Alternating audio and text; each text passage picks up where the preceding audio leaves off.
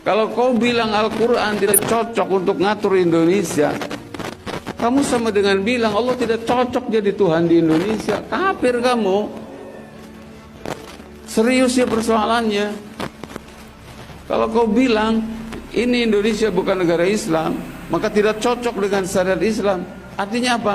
Kamu menginginkan ini Indonesia jadi negeri kufur. Ya, silahkan murtad, silahkan kafir, silahkan jinas, silahkan mabok, silahkan LGBT. Kalau tidak syariat Islam segera tegak, ini di Indonesia gerakannya masif ini. Aduh, bisanya pakai wani atau nyebutkan tercocok diatur ku syariat Islam.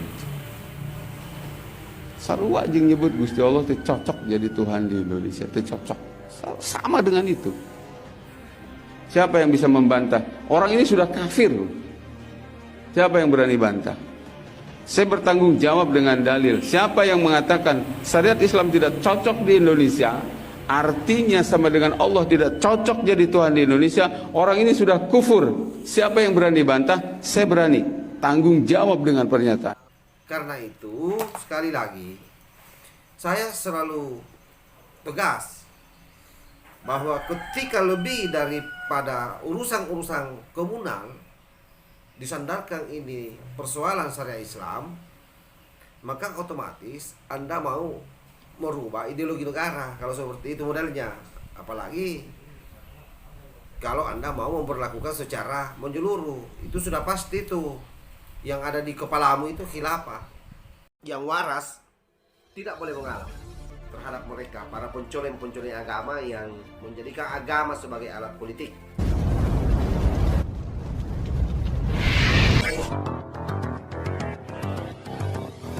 Bismillahirrahmanirrahim. Assalamualaikum warahmatullahi wabarakatuh. Om Swastiastu, Namo Buddhaya, salam kebajikan. Sahabat-sahabat Tol Langit Sembilang yang saya hormati dan saya muliakan dimanapun juga berada. Satu persatu dari SXHTI bermunculan ke permukaan dengan sangat percaya diri mengkampanyekan soal syariat Islam. Saya pikir tidak akan pernah ada yang membantah itu soal bagaimana syariat Islam berlaku di Indonesia. Tetapi yang mesti digarisbawahi, syariat Islam itu berlaku secara komunal atas person-person yang beragama Islam. Itu yang harus digarisbawahi.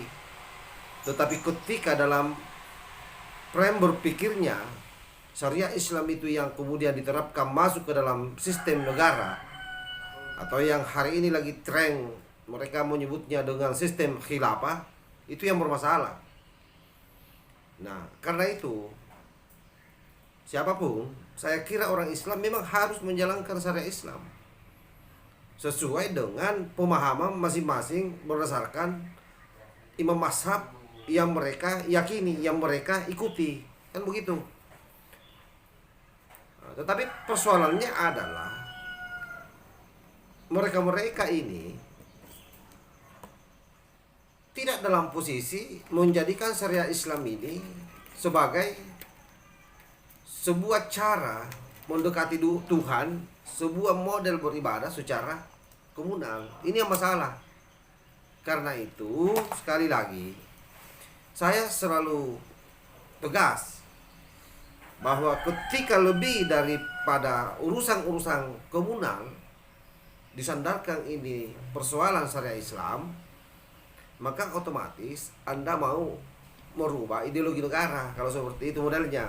Apalagi kalau Anda mau memperlakukan secara menyeluruh, itu sudah pasti tuh yang ada di kepalamu itu khilafah. Nah, jadi saya kira masyarakat harus pintar. Mudah-mudahan Anda menonton saya punya video ini. Anda katanya mau berdebat. Mau berdebat apa? Cara berpikirmu dari dulu kita tahu sampai sejauh mana Anda memahami teks-teks Al-Quran tidak secara kontekstual, tetapi berdasarkan teks, sehingga Anda kaku memahami itu semua. Karena dalam literasi apapun juga, ketika mau diperhadapkan terkait soal pemberlakuan syariat Islam dalam sistem kenegaraan itu tidak ada. Kita pernah temukan baik itu di Al-Quran ataupun hadis. Kalau khalifah iya ada. Kita ini semua khalifah. Karena khalifah itu adalah pemimpin. Dan saya kira termasuk Jokowi. Itu khalifah kita itu. Kalian yang tidak berkuasa adalah khalifah minimal untuk keluarga. Itu yang ada. Jadi jangan membodoh-bodohi masyarakat atas nama agama. Menjual bahwa sistem khilafah itu adalah sistem yang diturunkan oleh Allah Subhanahu wa taala ke Nabi Muhammad. Itu lebih keliru lagi.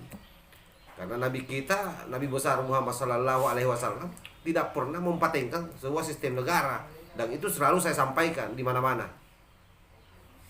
Pada saat Nabi besar Muhammad sallallahu alaihi wasallam di Madinah pun, ketika beliau membangun sebuah negara, itu juga bukan negara Islam, tetapi negara Madinah, di mana di dalamnya ada kesepakatan-kesepakatan yang disepakati secara bersama-sama antara seluruh elemen umat pada saat itu yang disebut dengan Piagam Madinah, dan itu clear.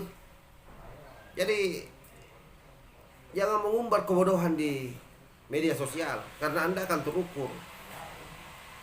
Jadi apapun modelnya, saya selalu sampaikan dan tegas bahwa semua ini hanya agenda untuk kepentingan politik. Dan sekali lagi saya berharap polisi tegas menindak mereka ini semua. Bukan saja Khilafatul Muslimin yang harus ditangkap, tapi termasuk ex-HTI dan ex-FPI ini. Laul muwafiq ila aqwamit thariq. Assalamualaikum warahmatullahi wabarakatuh. NKRI harga mati. Salam Nusantara.